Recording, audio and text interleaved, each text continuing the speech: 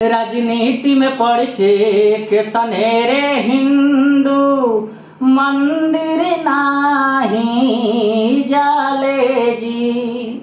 राजनीति में पढ़ के तनेरे हिंदू अयोध्या नाही जाले जी।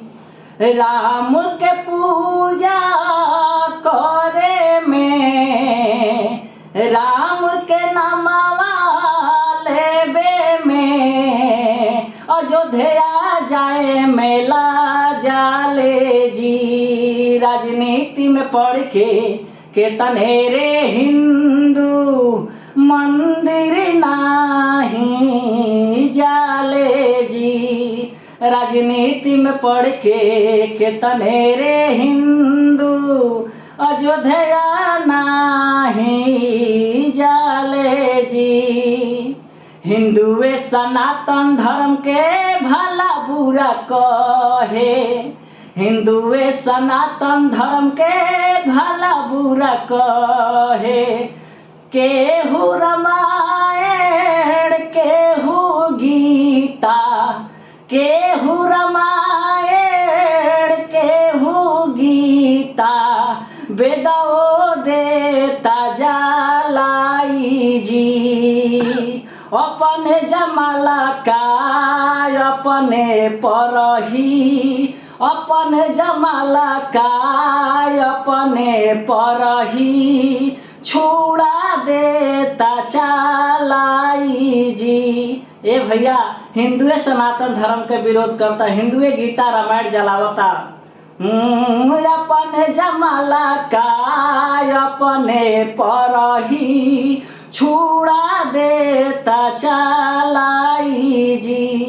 राजनीति में पढ़ के तनेरे हिंदू अयोध्या नाही जाले हो। राजनीति में पढ़ के तनेरे हिंदू अपना जगह पर सब धर्म ठीक बा।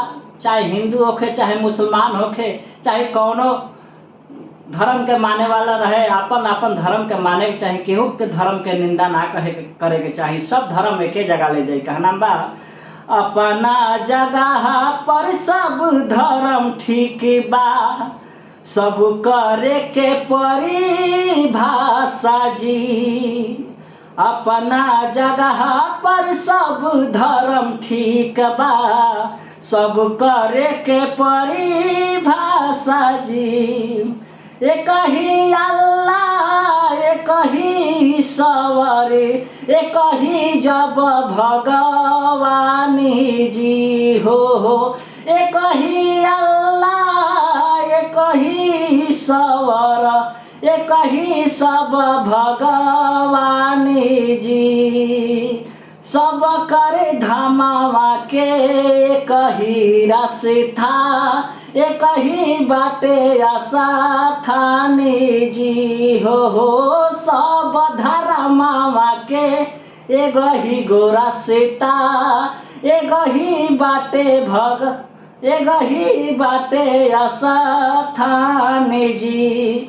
राजनीति में पढ़ के तनेरे हिंदू अयोध्या नाही जाले हो।